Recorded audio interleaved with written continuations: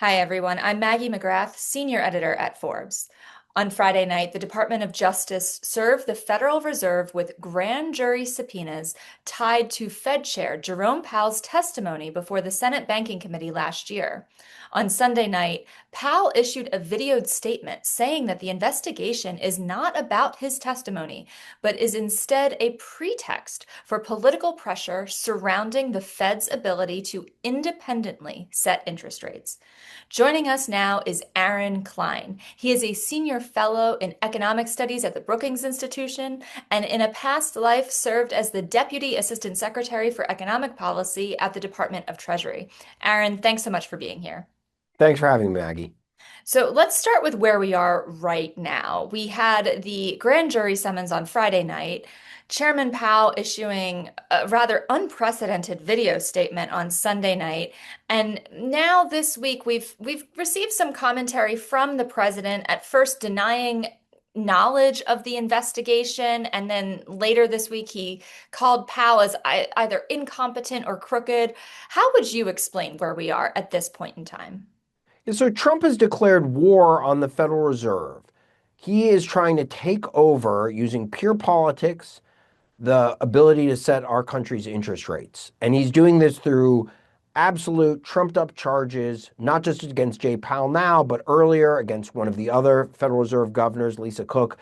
Powell is chair of the board of governors of the Federal Reserve. There's 7 governors, and this is the second one he's criminally prosecuting.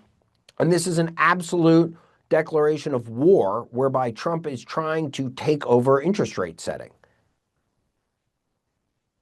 Now, the statements from the administration suggest that this is not about interest rate setting, but instead about renovations to Fed headquarters and Powell's ability to oversee the costs relating to these renovations. What do you make of that allegation? That's a joke. Nobody seriously believes that they be doing this if Chairman Powell was cutting interest rates. Trump himself has said that. He said he was going to go after. You earlier said Trump is now denying it. On Thursday, before those, he said in a press conference, we're going to be going after the Fed because they've kept rates too high too long. You're going to see something coming. And then he denied knowing what was coming. Then how did you know to preview it? I mean, that's just not a credible statement. Look, of those 7 reserve governors I mentioned, one of the 7 last year resigned in scandal due to unethical and likely illegal stock trading. That person hasn't been investigated at all, even though they probably broke the law. Why? Because they quit and gave Trump a seat. So this is pure politics on the fact of Trump, and at various points he admits so much. It's pure politics.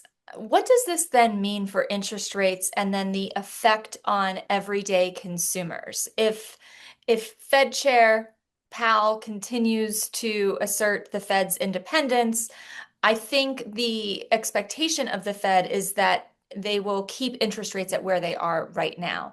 But if Trump were to get his way, interest rates would get cut. What are the pros and cons of each of these positions? So I think you have to look at this in a broader context rather than narrow in terms of what the next interest rate will be in 2 or 3 months.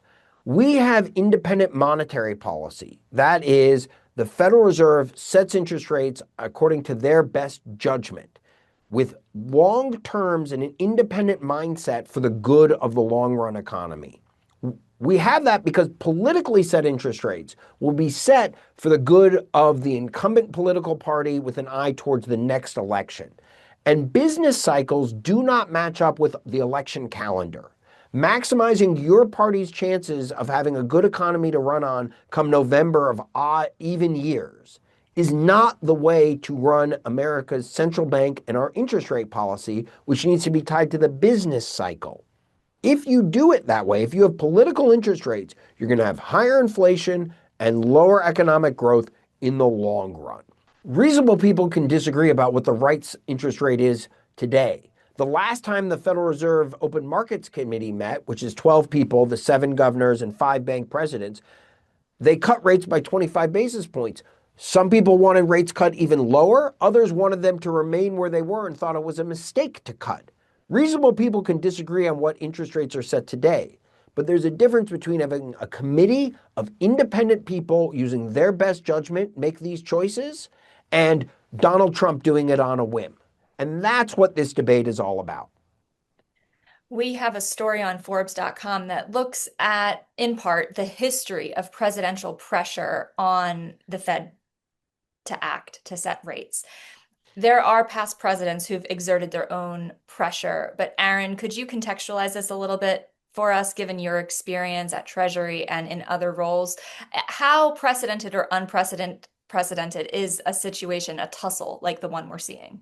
Right. So presidents routinely express their preference on interest rates publicly and privately, going through Bush 41, who was pressured Greenspan to lower rates and actually blamed some of his loss to Bill Clinton. He had the line, I reappointed Greenspan and he disappointed me in terms of setting interest rates and the recession that helped kick Bush 41 out of office.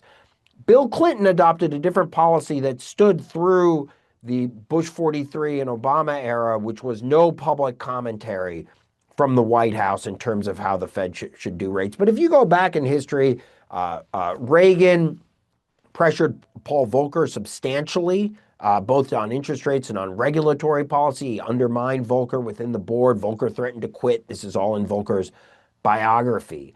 But sending the Department of Justice and threatening criminal prosecution on 2 of the 7 governors is totally unbounds and without any precedent, and fundamentally is banana republic type stuff. Banana Republic type stuff. So what happens next? What are you expecting? Jay Powell is standing firm.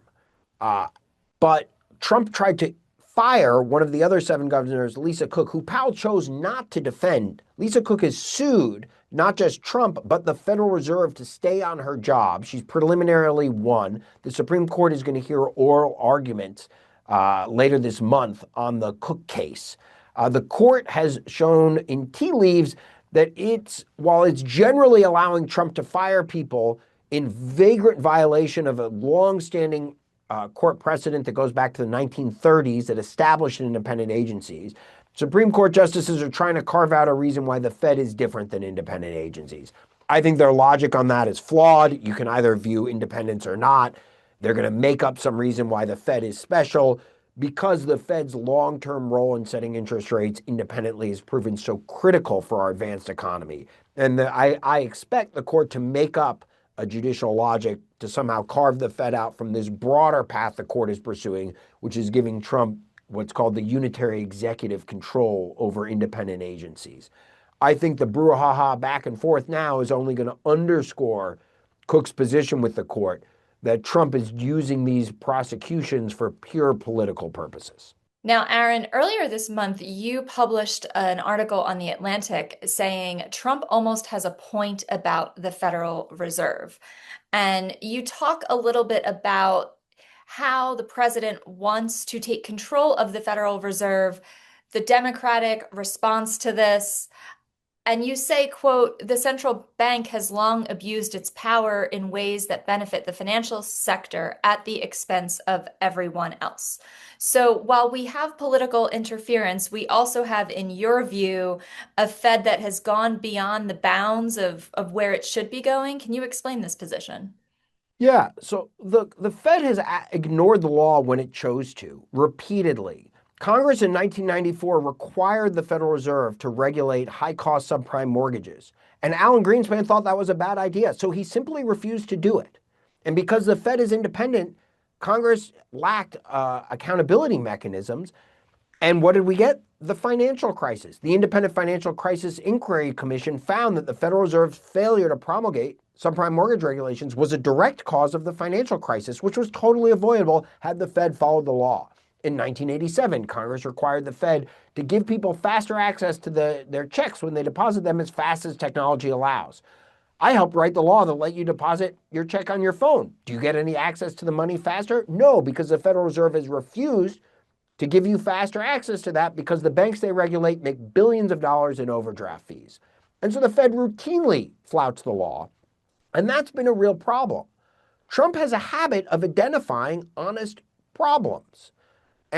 But then he proposes horrific solutions. Having Donald Trump set interest rates doesn't solve the problems that I've addressed, and will make us all more poor in the long run. He's not using the Department of Justice to enforce laws the Federal Reserve hasn't. He's doing a political prosecution on personal enemies of his who haven't followed his policy. So my point in the Atlantic piece was that rather than reflexively defend the Fed as a perfect institution, Democrats and thoughtful people should say, wait a second, there's been a problem with Federal Reserve accountability and following the law. The insider trading scandal I mentioned with the 40 plus stock trades of this Fed governor, it's not the only one time that's happened, and there have been no consequences to any of these other people. They've all been allowed to leave with dignity. The Fed has swept things under the rug. And instead of simply reflexively defending the institution, what people need to do to tell the American public is, we have a problem at the central bank. But the solution to that problem is not having Donald Trump set interest rates, and it is never prosecuting people and threatening people with jail for political purposes because you didn't follow the guys. Cook and Powell have acted and followed the law as far as I know. If there's some evidence to the contrary, show it. But instead, let's actually look at the people who have broken the law or other mechanisms to hold the Federal Reserve more accountable to the law. Because I think the American public realizes something's been a little bit wrong in the financial system, which has made massive profits on the back of working people through things like overdrafts. Now, you mentioned the Democratic response to what is happening with the Fed, but we have seen some bipartisan pushback. Senator Tom Tillis, Republican from North Carolina, said, quote, "If there were any remaining doubt whether advisors within the Trump administration are actively pushing to end the independence of the Federal Reserve, there should now be none. It is now the independence and credibility of the Department of Justice that are in question." And he went on to say that he will oppose the confirmation of any nominee for the Fed, including the upcoming Fed chair vacancy, until this legal matter is fully resolved. So, Aaron, what do you make of that statement and Yeah. what it means for the stability of Fed leadership going forward? So look, I think Tillis is right in making that statement. I would note that he chose not to run for re-election when he had problems with the president's massive tax cut for the wealthy. And so as a retiring member, he is not subject to the same political pressure that sitting members are. I'd also note that while Tillis is right in this statement, just a little while ago, he voted to put Trump's sitting chief economist on the Federal Reserve Board without him resigning his position in the White House, which was another unprecedented way to undermine Federal Reserve independence. Today, Trump has his sitting chief economist on the board of the Federal Reserve. That's never happened before. Everybody else has resigned their White House position. So while Tillis has seen the light now, and I give him credit and other Republicans who are standing up, it's a little bit rich for me that just a couple months ago, they didn't seem to have any problem undermining Federal Reserve independence by voting for Trump's chief economist to sit on the board. And as we talk about what happens going forward, obviously the markets are not the end all be all for every American. There are many who are not invested in the markets. But I would note, and we have Forbes stories pointing this out, the markets were not that reactive to Powell's statement on Sunday evening when they opened for trading on Monday, and as we've seen this week. You mentioned that business cycles are longer than political cycles. So is the business community taking a wait and see approach, or how do you explain what we're seeing on the market side of things? So that's a very good question. And when you talk about markets and you talk about the Federal Reserve and interest rates, debt markets are generally the more significant and reactive ones. People focus on the stock market, but the debt market is much larger and more deeply ingrained and influenced by Federal Reserve independence. I think two things are happening. One is traders have long bought into taco. Trump always chickens out.